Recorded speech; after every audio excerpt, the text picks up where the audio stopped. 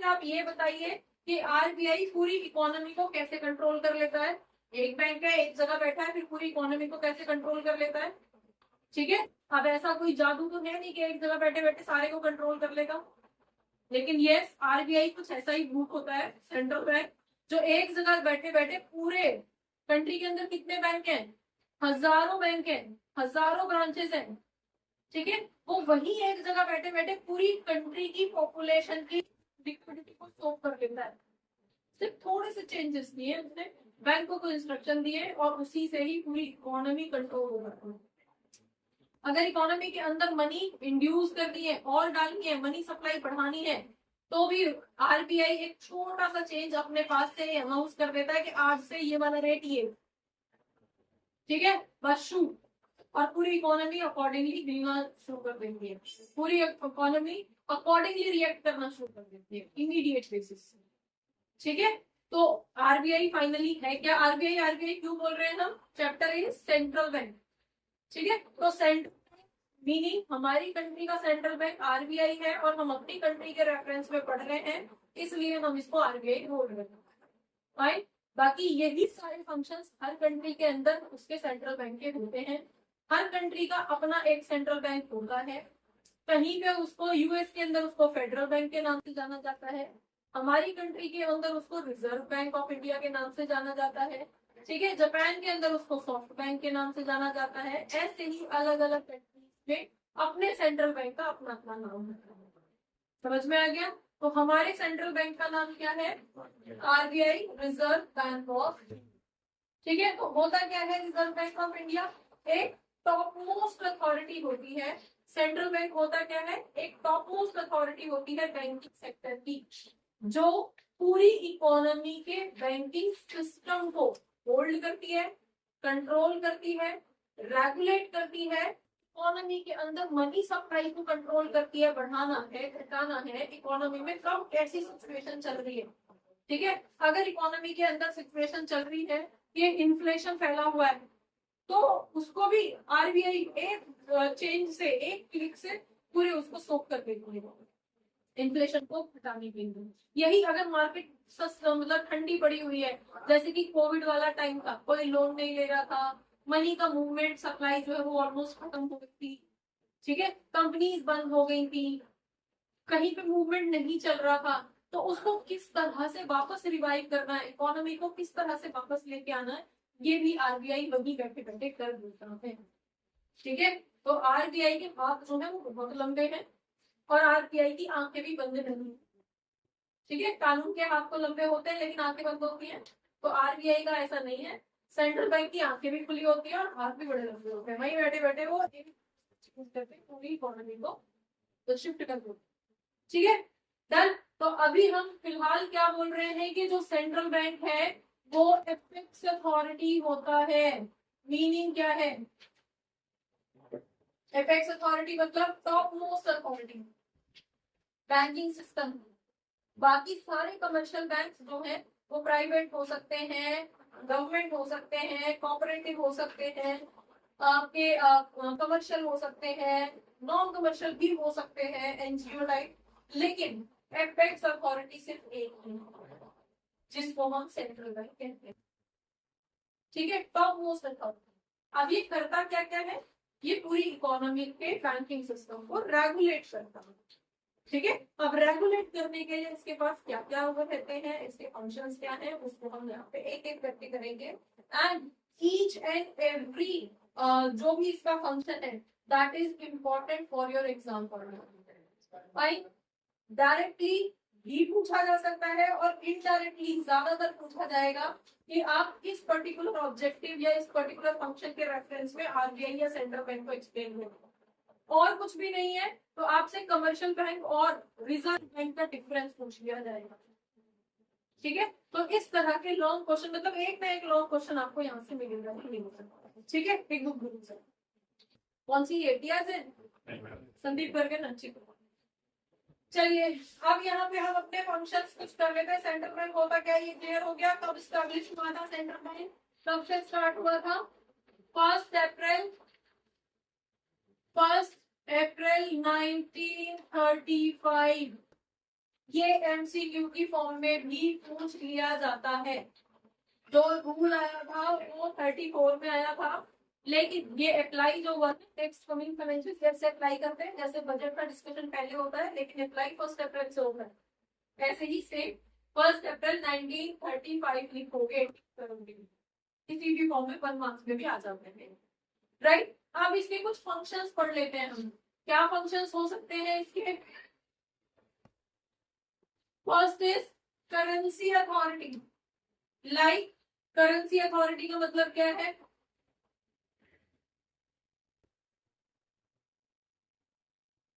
Meaning क्या इस bank के अलावा किसी और बैंक के पास पावर है कि वो अपनी करेंसी प्रिंट करके मार्केट चला दे? वैसे ब्लैक में तो बहुत होते हैं, है ना, फिर भी नकली नोट, जाली नोट मार्केट में आ जाते हैं। कहाँ से आ जाते हैं? तो उनकी कोई आइडेंटिटी नहीं है, है ना, सीक्रेटली वो मार्केट के अंदर आते हैं। तो उनकी तो हम बात ही नहीं कर रहे हैं। हम इन जनरल लीगल सिस्टम की बात कर रहे हैं कि एक सेंट्रल बैंक के अलावा किसी भी दूसरी ऑर्गेनाइजेशन के पास या किसी भी दूसरे बैंक के पास ये राइट नहीं होता कि वो करेंसी रिलीज कर सकता। आप जब भी कोई भी नोट देखोगे तो आरबीआई गवर्नर के सिग्नेचर वहां पे मिलते हैं, और कुछ कुछ चीजें होती हैं जो उस नोट को या करेंसी को ऑथेंटिक बनाता है, जिससे कि उसको लीगल नोट या फिएट मनी बोला जाता है, ऑथराइज्ड मनी बोला जाता है। क्लियर हो गया? अब क्या नोट बनाता है, कॉइन्स होते हैं क्या, वो भी आरबीआई रिलीज करता है? वो कहाँ से रिलीज होते हैं? वो गवर्नमेंट करती है, मिनिस्ट्री ऑफ फाइनेंस रिलीज करती है। इस बेसिस पे भी आपसे एमसीक्यू या इस तरह का कोई भी 1 मार्क का क्वेश्चन कई बार पूछ लिया जाता है। तो कॉइन्स कभी भी आरबीआई रिलीज नहीं करती है, आरबीआई हमेशा नोट रिलीज करती है, ठीक है। 1 रुपए का नोट भी आरबीआई रिलीज नहीं करती। 1 रुपए से बड़े जितने भी नोट है वो आरबीआई रिलीज करती है, प्रिंट करती है, रिलीज करती है। समझ में आ गया?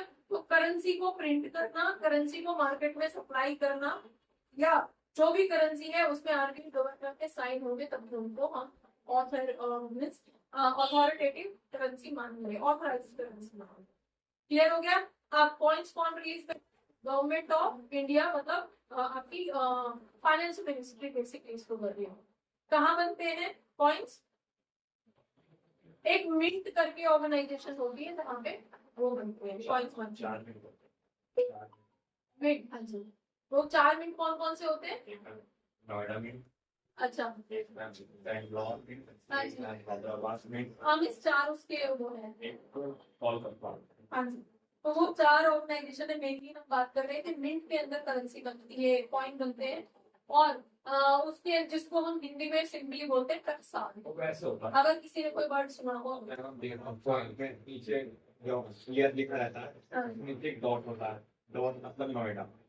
अगर काबू करती जैसा है तो हैदराबाद। अच्छा, तो उसकी वो पहचान होती है। अगर कुछ नहीं है तो कोलकाता और स्टार।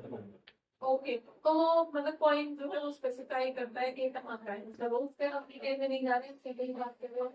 एक करेंसी अथॉरिटी जो है वो सिर्फ और सिर्फ सेंट्रल बैंक के पास होती है। देन नेक्स्ट आपके पास आ जाता है बैंकर टू द गवर्नमेंट। हमारे पास banker to the government meaning क्या हो गया? बैंकर टू द गवर्नमेंट का मीनिंग क्या हो गया? गवर्नमेंट जितने भी गवर्नमेंट होती है ना, कहीं भी किसी भी रैली में गए और बड़े बड़े अनाउंसमेंट, बड़ी बड़ी बातें करके आ गई, क्योंकि उसे अपनी जेब से तो कुछ देना नहीं है। कौन किसको शू करेगा? आरबीआई को शू कर देगा, आरबीआई देगा पेमेंट सारी। तो गवर्नमेंट जितने भी बड़ी बड़ी वादे करके आ जाती है, गवर्नमेंट अपनी जेब से, अपनी पॉकेट से 1 पैसा नहीं देती। कौन देता है? क्योंकि गवर्नमेंट का बैंक कौन है? गवर्नमेंट का बैंक सेंट्रल बैंक होता है, आरबीआई होता है। तो आरबीआई जितनी भी बड़े बड़े प्रॉमिस करके नेताजी आ जाते हैं, आरबीआई उसको इम्प्लीमेंट करता है। समझ में आ गया? ठीक है, तो जितनी भी फंडिंग गवर्नमेंट की जाती है वो सब आरबीआई के थ्रू की जाती है। क्लियर हो गया? इसलिए सेंट्रल बैंक को आरबीआई, सेंट्रल बैंक को बैंकर ऑफ द गवर्नमेंट बोला जाता है। डन?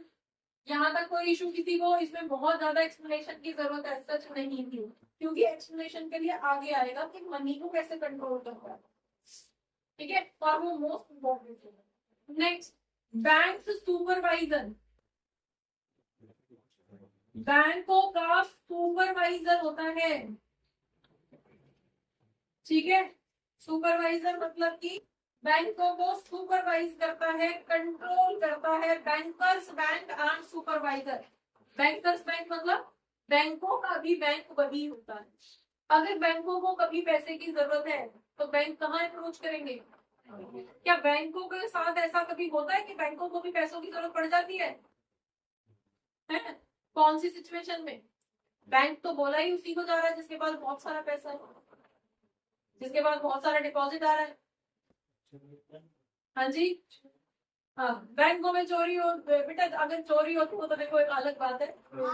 सारे का सारा जो पैसा होता है डिपॉजिट का वो लोन पे देना चाहिए और उनसे मतलब वो कर नहीं सकते, बैंक ऐसा नहीं कर सकते, लीगली नहीं कर सकते। इससे पहले आपने एलआरआर पढ़ा था ना, तो LRR reserve, legal reserve ratio. तो आपको वो रिजर्व रखना पड़ेगा। अगर गवर्नमेंट ने बोला कि 20% आपको रिजर्व रखना है तो आपको रखना पड़ेगा। अगर आपने 20% से कम रखा है अपने पास, मतलब दोनों मिला के सीआरआर और एसएलआर मिला के, अगर 20% का रेट है और उससे आपने कम रखा है तो बेटा आप उसमें चले जाओगे, ब्लैक लिस्ट में चले जाओगे, गवर्नमेंट एक्शन ले लेगी आपके अगेंस्ट। बहुत सारे बैंकों के अगेंस्ट जो बार बार सुनने में आता रहता है ना कि आईसीआईसीआई बैंक के साथ ही होगा, एचडीएफसी के साथ ही होगा, वो कहीं ना कहीं अपने नॉर्म्स को वॉयलेट करते हैं, उसकी वजह से आता है। तो वो रिजर्व में आप नहीं कर सकते हो कुछ भी। लेकिन कई बार यस 20% का रिजर्व हमने मेंटेन किया था एज अ बैंक, लेकिन फिर भी हमारी पर्टिकुलर पेमेंट के लिए हमें आज पैसे की जरूरत है और आज हमारे पास पैसा नहीं आया। जो 20% का मार्जिन हम लेके चले थे तो वो तो हमारी एक असम्पशन थी ना कि लगभग 20% लोग पैसा वापस विड्रॉ करेंगे, ज्यादा भी तो कर सकते हैं। तो पैसे की जरूरत है, अब उनका पैसा है, सपोज मैंने डिपॉजिट किया और बैंक की जो भी रिजर्व था वो निकल चुका है, अब बैंक के पास पैसा नहीं है, जो भी है वो ब्लॉक पड़ा हुआ है, कल आएगा, परसों आएगा, 10 घंटे बाद आएगा, जब भी आएगा, अभी नहीं है। मैंने यहाँ से ऑर्डर मार दिया कि मेरे बैंक से ही पेमेंट कर दो, जो भी मैंने खरीदा पेमेंट कर दी। बैंक कहाँ से करेगा? बैंक के पास पैसा चाहिए ना, ठीक है, तो वो कहाँ से आएगा? आरबीआई से इमीडिएट। अब आरबीआई में वो डायरेक्ट नहीं पहुंचेगा, क्या करेगा वो? सबसे पहले, अब बैंक है, अपनी क्लास का एग्जांपल लो, सिंपल। क्लास के अंदर जब आपको कोई प्रॉब्लम हो रही है तो पहले आप क्या करते हो? अपना जो भी आपका मॉनिटर है, सीआर है, आप अपने क्लास में अप्रोच करने की कोशिश करते हो, जो भी आपका फ्रेंड है, जो भी, ठीक है। वहां प्रॉब्लम सॉल्व नहीं होती तब आप कहाँ जाते हो? टीचर को अप्रोच करते हो, राइट। और टीचर पे भी अगर नहीं जा रहा है तो आप प्रिंसिपल को अप्रोच करते हो, तब जाके प्रॉब्लम जाती है। सेम मैनर में बैंक, जब बैंकों को फंडिंग की जरूरत होती है तो पहले आसपास के जिनसे भी उनके रिलेशन है, जिनसे भी उनका गिव एंड टेक चलता है, वहां से अप्रोच करते हैं।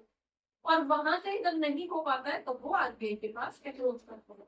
तो आरबीआई फाइनली बैंकर्स बैंक है, बैंकों का बैंक है कि अगर कोई भी कोई प्रॉब्लम सॉल्व नहीं हो पाएगी तो मैं बैठा हूँ, मेरे पास आके बैंकों की सारी प्रॉब्लम सॉल्व हो ही जाएगी। इसलिए सेंट्रल बैंक को बैंकर्स ऑफ द बैंक बोला जाता है। और आरबीआई टाइम टाइम पे बैंकों को सुपरवाइज करता है। आगे समझ में आ गया? ऐसे करो, वैसे मत करो, ये वाला रूल अप्लाई करो, ये मत करो, ये सारा रूल रेगुलेशन कौन बना रहा है? आरबीआई। तो सुपरवाइज आरबीआई, समझ में आ गया? ठीक है। अब इसके अंदर हमारे पास कुछ कुछ पॉइंट्स होंगे जिनके बेस पे आप एक्सप्लेन करोगे कि सुपरवाइज कैसे करना है, ठीक है। तो यहाँ पे हमारे पास आ गया है सुपरवाइज करने में सबसे पहले आपसे पॉइंट बोला जा रहा है custodian of CRR. Custodian of CRR, जितना भी रिजर्व बैंकों को मेंटेन करके रखना है उसमें से एक पोर्शन आरबीआई खुद रखता है अपने पास। मेरे पास डिपॉजिट करा दो भाई, जिससे कि इकोनॉमी में कोई प्रॉब्लम ना आए, क्योंकि बैंक एक बार के लिए वॉयलेट कर सकता है अपने रूल रेगुलेशन। उसको लालच है कि अगर लोन लिया जा रहा है तो मैं इस रिजर्व में से पकड़ा दे, तो कौन निकाल रहा है पैसा? कोई नहीं निकाल, पकड़ा दो, मेरे लिए अर्निंग हो जाएगी, ठीक है, क्योंकि जितना लोन देगा उतनी अर्निंग। समझ में आ रहा है? क्लियर? तो ऐसे केस में आरबीआई अपने पास रिजर्व मेंटेन करता है, जिसको हम क्या बोलते हैं?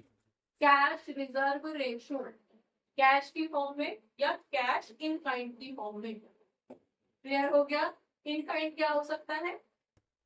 जो बताइए, गोल्ड हो सकता है, जो बैंक गोल्ड लोन लेते हैं उसमें से डिपॉजिट कर सकते हैं आरबीआई का। समझ में आ गया? ठीक है। करंट में सीआरआर का चल रहा है 4%।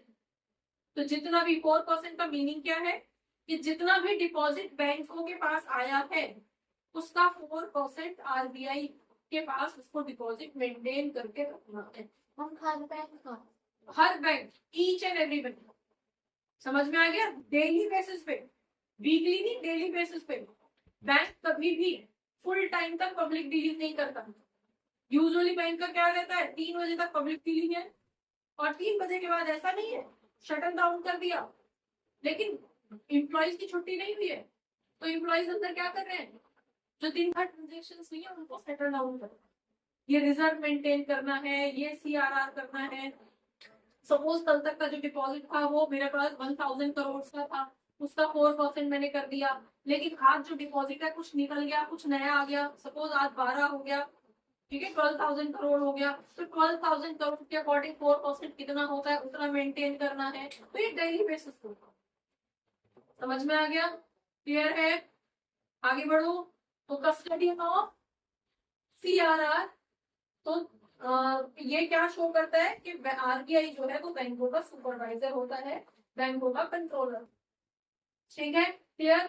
नेक्स्ट पॉइंट आपके पास आ जाता है, नेक्स्ट क्या है, lender of the last resort. Most important point है, लास्ट रिजॉर्ट। मीनिंग क्या है इसका, जब कहीं हेल्प ना हो पाए तो मैं बैठा हूं, कोई भी bank, commercial, non commercial, mainly तो कमर्शियल ही होते हैं सारे, ठीक है।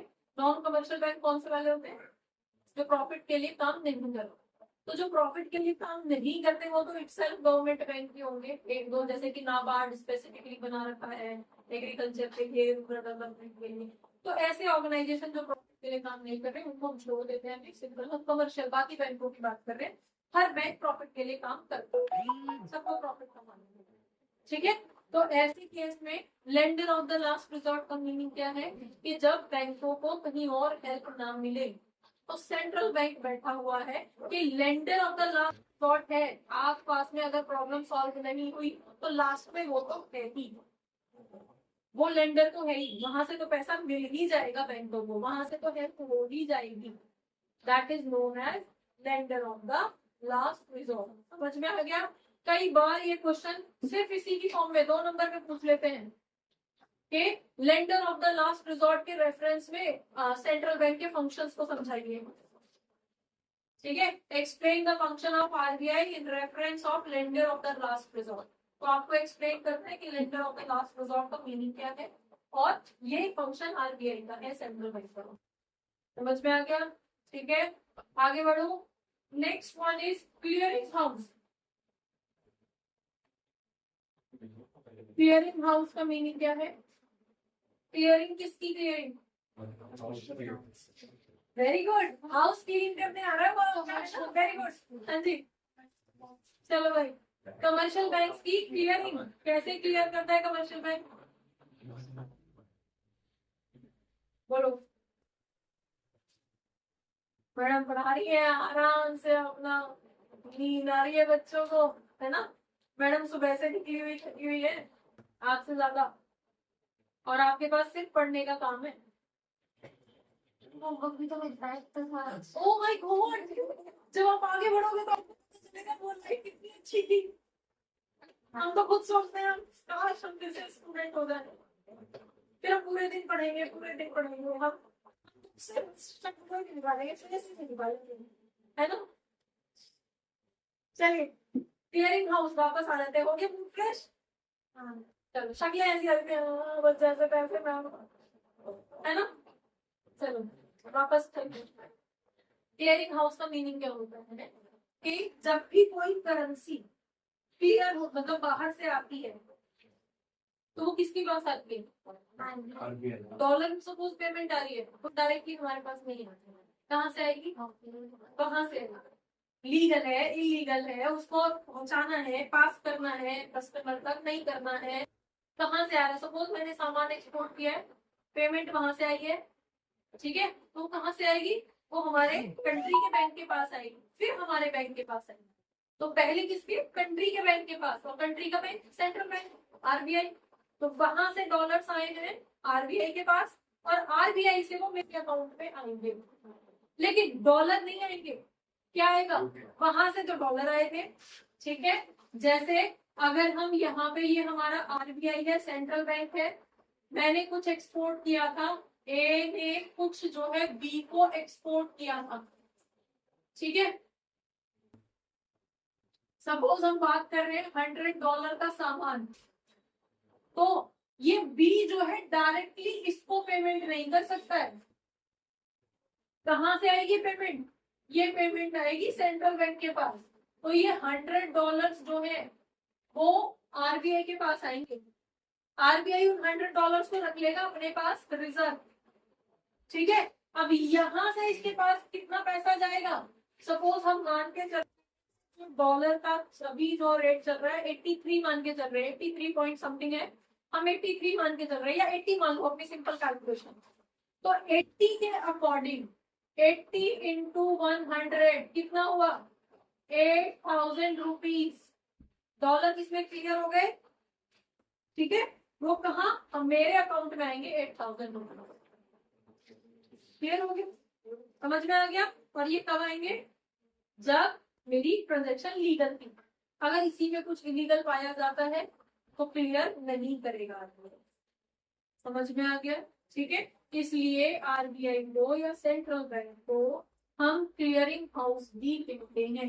इसी तरह की बैंकों की बहुत सारी ट्रांजैक्शंस होती हैं, इंडिविजुअल्स की, कंपनीज की बहुत सारी ट्रांजैक्शंस होती हैं जो आरबीआई के थ्रू क्लियर होके हम तक पहुंचती हैं।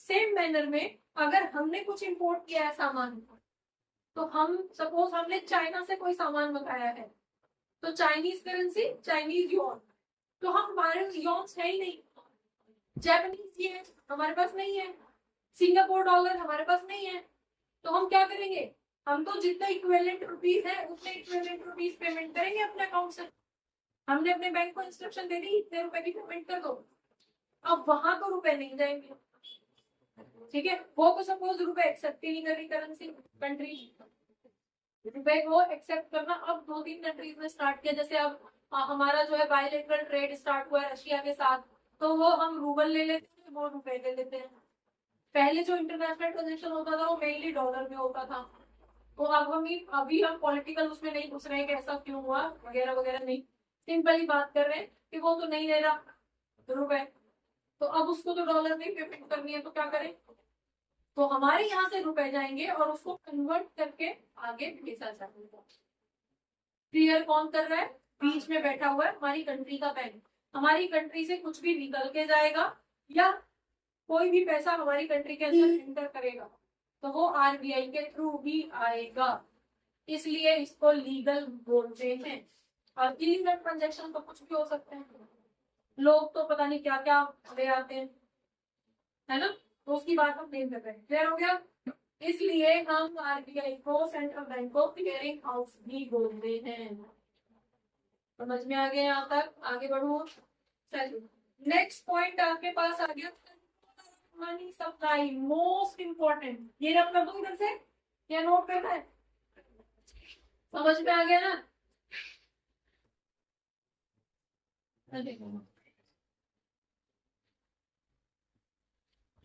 हाँ भी कर दिया। चलिए नेक्स्ट पॉइंट हमारे पास आ जाता है controller of money supply. Money supply को कैसे कंट्रोल करता है, मनी सप्लाई होता क्या है, ये लास्ट चैप्टर में पढ़ा था, है ना, क्या होता है मनी सप्लाई, बोलो बोलो भाई साहब, वो मनी होती है, मनी सप्लाई नहीं होती है, मीडियम ऑफ एक्सचेंज जिसके अंदर बार्टर सिस्टम की कोई भी प्रॉब्लम ना हो, तो वो मीडियम ऑफ एक्सचेंज मनी बोली जाती है। मनी सप्लाई पूछा है, टोटल अच्छा signature stock, very good, nature भी नहीं पूछा, पूछा है मनी सप्लाई क्या है, total amount of money held by the public at a particular point of time. Total amount of money held by public at a particular point of time. एक time में public के हाथ में कितना पैसा है, पब्लिक के हाथ में जो है वही तो सर्कुलेट हो रहा है। समझ में आ गया? उसके कमर्शियल बैंक के अंदर, उसके डिपॉजिट में, उसके सेविंग्स में टोटल कितना पैसा उसके हाथ में है। फाइनली उसको हम मनी सप्लाई करते हैं। या छोटी सी चीज कि मनी कितनी घूम रही है एक इकोनॉमी के अंदर, उसको मनी सप्लाई बोलते हैं। अब जितनी इंड्यूस किया आरबीआई ने पॉइंट ऑफ डेट पे, वही तो घूम रही है। अगर 1000 करोड़ की इकोनॉमी के अंदर डाले हैं तो वही 1000 करोड़ ही घूम रहे हैं ना, किसी की इनकम के नाम पे, किसी के खर्चे के नाम पे, उसने उसको दे दिया, उसने उसको दे दिया। ऐसे ही मेरा खर्चा उसकी इनकम, उसका खर्चा उसकी इनकम, ऐसे वही नोट चारों तरफ घूमे। मैंने कभी अलमारी में रख लिए, मैंने कभी जो है बैंक में डिपॉजिट कर दिया, मैंने कभी पेमेंट कर दी किसी की, तो वो पैसा जो है इसी तरह से किसी ने मुझे पेमेंट कर दी, मैंने किसी को कर दी, वही पैसा मार्केट में घूम रहा है। क्लियर? वो क्या बोला जाता है? Money supply. सिंपली आपसे पूछा जाए total money at by public at a point of time is known money supply. ठीक है, इसलिए इसका नेचर जो है वो स्टॉक होता है, क्योंकि एक पॉइंट ऑफ टाइम पे इंड्यूस किए गए हैं वो 1000 करोड़, और 1000 करोड़ का एग्जाम्पल दिए हैं। ऐसा नहीं कि 1000 करोड़ भी डाला जाता है, ज्यादा भी और कम भी। Done done. चलिए जी, अब देख लेते हैं कैसे कंट्रोल करता है। इसके अपने कुछ फंडे हैं, कैसे कैसे कंट्रोल कर सकते हैं। तो यहाँ पे हमारे पास कुछ रेट्स होते हैं, कुछ पॉइंट्स होते हैं जिनके बेसिस पे आरबीआई इस पूरी इकोनॉमी को कंट्रोल कर लेता है। सबसे पहले रेपो रेट। रेपो रेट का मतलब क्या होता है, इसको समझो। रेपो रेट का मीनिंग है कि जैसे हमने अभी डिस्कस किया कि अगर कमर्शियल बैंक्स को जरूरत पड़ती है, सपोज उसको 10 दिन के लिए पैसा चाहिए, आसपास से नहीं मिला, तो किसको अप्रोच करेगा? Lender of the last resort, आपका आरबीआई। आरबीआई से वो पैसा ले लेगा। ठीक है, शॉर्ट टर्म के लिए बात हो रही है। शॉर्ट टर्म मतलब 1 साल का आप टाइम पीरियड यहाँ पे कंसीडर करो। 12 महीनों से कम टाइम पीरियड के लिए अगर उसको पैसे की जरूरत थी और उसने आरबीआई से ले लिया, तो बैंकिंग सिस्टम को तो उसके रूल्स के अकॉर्डिंग ही मेंटेन किया जा सकता है। तो ऐसे केस में कमर्शियल बैंक अब आरबीआई को इंटरेस्ट देते हैं। समझ में आ गया? अब बैंक ने पैसा लिया है, लोन लोन ही तो लिया है ना आरबीआई से, एक तरह से शॉर्ट टर्म के लिए पैसा ले लिया, बदले में जितने भी मंथ्स उसने रखा अकॉर्डिंगली वो उसको कुछ इंटरेस्ट पे करेगा। अब जिस रेट से ये इंटरेस्ट लगा है, 2%, 1%, 5%, जिस भी रेट से ये इंटरेस्ट कैलकुलेट हुआ है, उस इंटरेस्ट को रेपो रेट कहते हैं।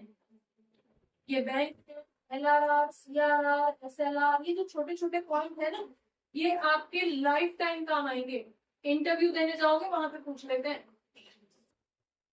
एग्जाम में जब भी आप किसी भी एग्जाम में पार्टिसिपेट करोगे तो बेसिक इकोनॉमिक्स वहां पे होगी, और बेसिक इकोनॉमिक्स में ये सब पार्ट होते हैं। एलआरआर क्या होता है, सीआरआर क्या होता है, ये सब पार्ट। ठीक है, तो ये बिठा लो अपने माइंड में। बच्चे ग्रेजुएशन कर लेते हैं, पोस्ट ग्रेजुएशन कर लेते हैं, उन्हें ये क्लैरिटी नहीं होती कि हम किस चीज की बात कर रहे हैं, हम क्या बोल रहे हैं। ठीक है, तो आपके पास रेपो रेट कौन सा है? जब कमर्शियल बैंक आरबीआई से लोन लेता है, बदले में जो इंटरेस्ट पे किया जाता है, वो रेट जिससे वो इंटरेस्ट कैलकुलेट हुआ है, उस रेट को रेपो रेट कहते हैं, जिसको बोला जाता है रीपरचेज रेट। रेपो का मतलब रीपरचेज रेट। समझ में हो गया? बैंक क्या है? बैंक खुद परचेज कर ले, भाई दे दो, हमें पैसे की जरूरत है। समझ में आ गया? तो इसलिए इसको क्या बोला जा रहा है? Repurchase rate. डन? क्लियर हो गया? तो एक तो रेपो रेट के बेसिस पे कैलकुलेट किया जाता है, कंट्रोल किया जाता है इकोनॉमी को। अब कैसे किया जाता है ये आगे वाले टॉपिक पे करेंगे। अभी हम सिंपली ये पढ़ रहे हैं कि कैसे कैसे कंट्रोल करते हैं, क्या क्या टूल होते हैं आगे। ठीक है, आज की क्लास में सारा कंप्लीट नहीं हो पाएगा, तो कल बेसिकली हम इसी टॉपिक पे पढ़ेंगे नेक्स्ट क्लास में। अभी हम इसको सिर्फ ये पढ़ लेते हैं कि कौन कौन से टूल होते हैं आगे के पास कंट्रोल करने के लिए। ठीक है, नेक्स्ट आपके पास पॉइंट आ जाता है बैंक रेट। बैंक रेट का मतलब क्या है? Long term. यही वाला रेट, यही वाला कमर्शियल बैंक ने जब लोन लिया है, या पैसा लिया है आरबीआई से और वो 12 महीनों से ज्यादा टाइम के लिए लिया है, 2 साल 3 साल मतलब 1 साल से ज्यादा पीरियड के लिए अगर वो लोन लिया गया है तो लॉन्ग टर्म बोला जाएगा। तो लॉन्ग टर्म में जो इंटरेस्ट बैंक को पे करना पड़ेगा आरबीआई को, बैंक पे करेगा ना आरबीआई को, बहुत धीरे धीरे से बोल रही हूँ, समझ लेना अच्छे से, बैंक पे करेगा आरबीआई को लॉन्ग टर्म के लिए लोन लिया गया है, ठीक है। तो ये जब लॉन्ग टर्म के लिए जो रेट अप्लाई होता है इंटरेस्ट कैलकुलेट करने के लिए उसको बोलते हैं बैंक रेट। दोनों में डिफरेंस क्या है? एक ही चीज है, आरबीआई से कमर्शियल बैंक ने लोन लिया है, पैसा लिया है उधार, बदले में उसे इंटरेस्ट पे करना है। अगर वो पीरियड 12 महीने से कम था तो उस रेट को, जिस रेट से इंटरेस्ट चार्ज होगा उसको बोलेंगे रेपो रेट, और अगर वो 12 महीने से ज्यादा का था तो उसको बोलेंगे बैंक रेट। इसको शॉर्ट टर्म के लिए और इसको लॉन्ग टर्म के लिए लोन बोला जाता है। समझ में आ गया? चलिए यहीं पे एक और चीज हम इसी की क्लैरिफिकेशन के लिए आ जाते हैं। एक रेट होता है reverse repo rate, reverse repo rate. अब रिवर्स रेपो रेट से क्या समझते हो बताना जरा। रिवर्स रेपो रेट क्या था?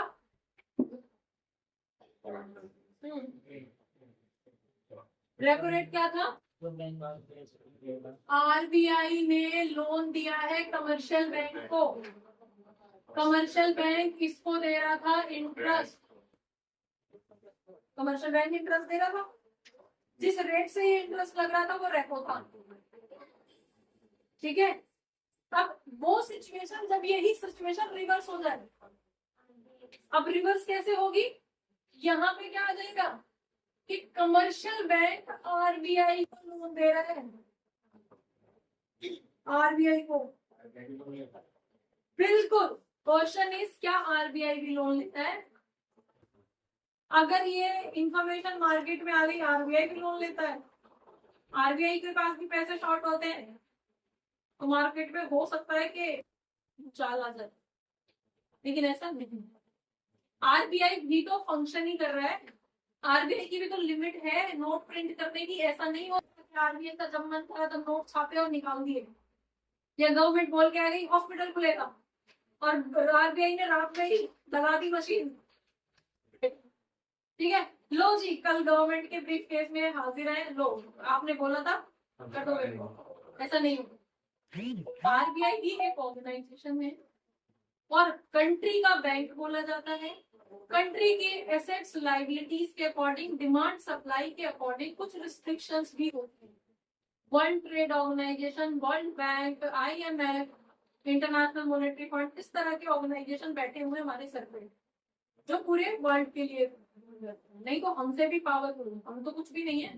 पावरफुल कंट्रीज बैठी हुई है जो दिन रात डॉलर छापेंगी और पूरे वर्ल्ड में अपनी रूलिंग चलाएंगी, ठीक है। तो ऐसा नहीं है, हर कंट्री पे कुछ रिस्ट्रिक्शंस लगाई जाती है।